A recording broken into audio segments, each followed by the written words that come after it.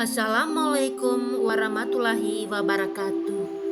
Jumpa lagi dengan saya Mariana Obatuban, calon guru penggerak angkatan 11 dari TK Tanah Boleng, Kecamatan Ileboleng, Kabupaten Flores Timur, Provinsi Nusa Tenggara Timur. Kali ini saya mau menyampaikan tugas Jurnal Refleksi Mingguan 9 Modul 3.2 Pemimpin dalam Pengelolaan Sumber Daya.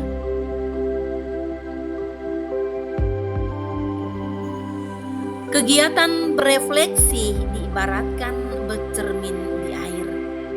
Pantulan baru dapat terlihat jelas jika permukaan air tenang dan jernih. Refleksi bukan sekedar menuliskan kembali materi atau pengetahuan yang didapat, namun lebih dari itu, materi tersebut perlu dikaitkan dengan proses yang terjadi dalam diri kita. Refleksi adalah momen untuk berdialog dengan diri sendiri dalam memaknai peristiwa. Model refleksi yang saya gunakan kali ini adalah model refleksi 4S, yaitu fact peristiwa, feeling perasaan, finding pembelajaran, dan future penerapan.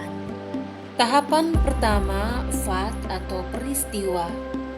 Pembelajaran modul 3.2 dimulai dengan tahapan merdeka, yaitu mulai dari diri, eksplorasi konsep, ruang kolaborasi, demonstrasi kontekstual, elaborasi pemahaman, koneksi antar materi, dan aksi nyata. Pada tanggal 23 Oktober 2024, saya mulai masuk ke tahap mulai dari diri. Nah, pada tahap ini saya menjawab beberapa pertanyaan yang bertujuan untuk mengaitkan ulang pengetahuan awal saya tentang ekosistem sekolah, peran pemimpin, dan memetakan aset berbasis kekuatan baik pada diri sendiri maupun sekolah dalam pengelolaan sumber daya sekolah. Kegiatan dilanjutkan pada eksplorasi konsep. Di sini saya menelaah konsep dasar tentang sekolah sebagai ekosistem, pendekatan berbasis kekurangan, dan pendekatan berbasis aset.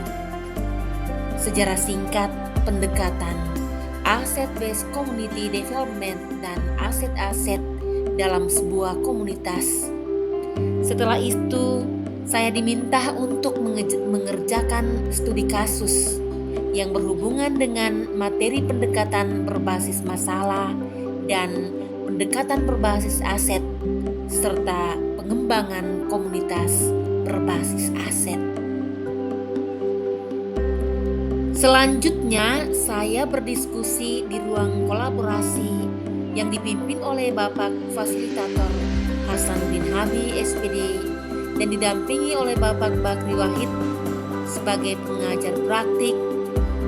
Selanjutnya, saya berdiskusi di ruang elaborasi pemahaman yang dipimpin oleh instruktur Bapak Syuyuti pada tanggal 31 Oktober 2024. Pengalaman mengikuti ruang kolaborasi dan diskusi kelompok tentang pemimpin dalam pengelolaan sumber daya memberikan beberapa wawasan penting, antara lain: yang pertama, seorang pemimpin perlu mengelola modal manusia dengan memberdayakan talenta, keterampilan, dan potensi setiap individu secara efektif. Yang kedua, modal sosial menjadi krusial dalam membangun jaringan dan hubungan yang mendukung kerjasama di lingkungan sekolah. Ketiga, modal fisik dan modal alam harus dijaga dan digunakan secara efisien untuk menciptakan lingkungan belajar yang aman, nyaman, dan menyenangkan. Yang keempat, pengelolaan modal finansial membutuhkan transparansi dan akuntabilitas untuk memastikan sumber daya dana dipakai sesuai prioritas.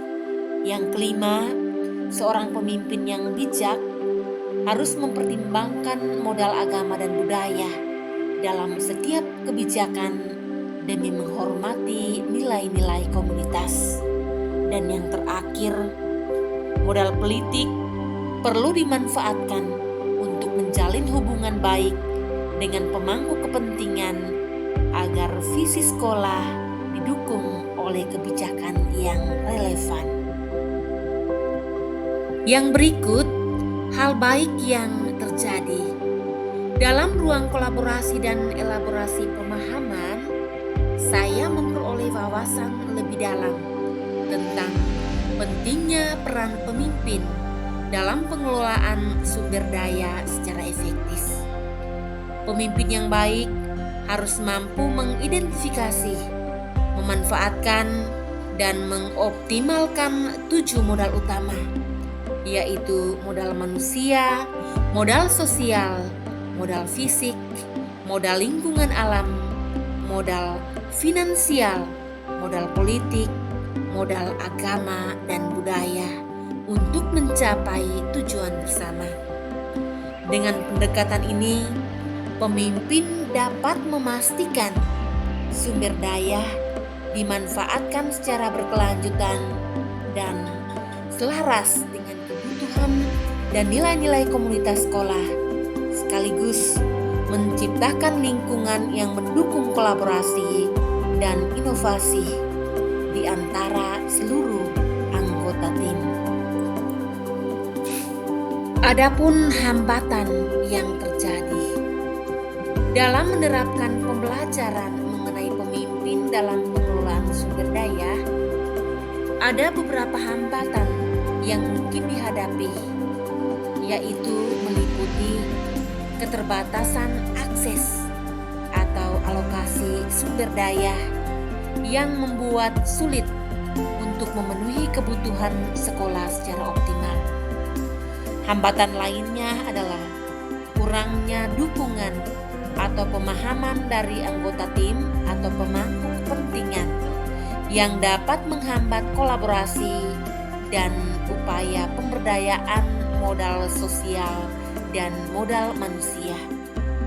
Selain itu, perbedaan nilai budaya, agama, atau kepentingan politik juga bisa mempengaruhi keselarasan tujuan dan pengambilan sebuah keputusan.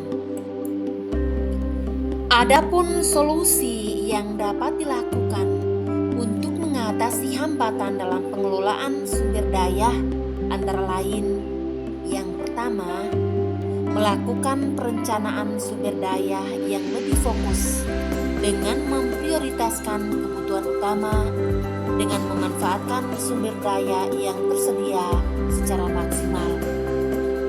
Kedua, membangun komunikasi terbuka dengan anggota tim dan pemangku kepentingan untuk meningkatkan pemahaman dan dukungan mereka terhadap tujuan bersama. Yang ketiga, mengedepankan pendekatan inklusif yang menghormati nilai budaya, agama, dan politik sehingga dapat menyelaraskan visi sekolah dengan nilai-nilai komunitas. Keempat, mengoptimalkan waktu dengan mendelegasikan tugas administratif, memungkinkan pemimpin untuk lebih fokus pada pengelolaan strategis.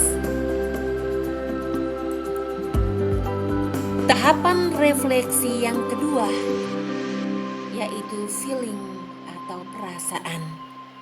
Saya merasa lebih termotivasi dan percaya diri untuk menerapkan konsep ini di lingkungan sekolah saya, TK Tanah Boleng. Pemahaman lebih mendalam tentang berbagai jenis modal dan cara mengelolanya membuat saya merasa siap untuk menghadapi tantangan dalam pengelolaan sumber daya. Selain itu juga, saya merasa tertantang untuk terus memperkuat keterampilan kepemimpinan saya dan terus berkolaborasi dengan rekan sejawat atau semua stakeholder agar dapat menciptakan dampak positif yang berkelanjutan bagi pengembangan sekolah ke depan. Tahapan refleksi yang ketiga yaitu finding atau pembelajaran. Nah, setelah mempelajari modul 3.2 tentang pemimpin dalam pengelolaan sumber daya, saya memetik beberapa pelajaran penting. Yang pertama, pentingnya pemimpin yang memiliki visi jelas untuk mengarahkan penggunaan sumber daya secara efektif dan strategis demi mencapai tujuan sekolah. Yang kedua, seorang pemimpin harus mampu memberdayakan berbagai jenis modal, di antaranya modal manusia, sosial, fisik, lingkungan, finansial, agama, budaya, dan politik untuk mendukung pembelajaran dan pengembangan sekolah. Yang ketiga, keterampilan komunikasi dan kolaborasi sangatlah krusial agar semua pemangku kepentingan mendukung dan berkontribusi secara aktif. Dan yang terakhir, seorang pemimpin perlu fleksibel dan adaptif dalam menghadapi tantangan serta tetap fokus pada pemanfaatan sumber daya yang berkelanjutan. Dan tahapan refleksi yang terakhir yaitu penerapan atau future. Setelah mempelajari modul 3.2 tentang pemimpin dalam pengelolaan sumber daya, maka langkah awal yang akan saya terapkan adalah melakukan pemetaan sumber daya yang ada di sekolah dengan memahami secara rinci jenis-jenis modal seperti modal manusia, modal sosial, modal fisik, modal lingkungan, modal finansial, modal agama, budaya, dan politik. Selanjutnya, saya mengidentifikasi area yang memerlukan optimalisasi atau pengembangan lebih lanjut. Langkah ini juga akan membantu saya merancang strategi pengelolaan yang lebih tepat sasaran dan memastikan setiap sumber daya dimanfaatkan untuk mendukung pencapaian visi dan misi sekolah.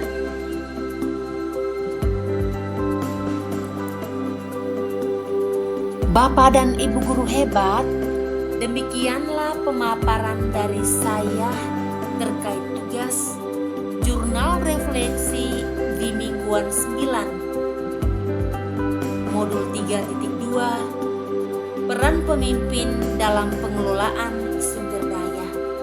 Salam guru penggerak, tergerak, bergerak, dan menggerakkan. Terima kasih. Assalamualaikum warahmatullahi wabarakatuh.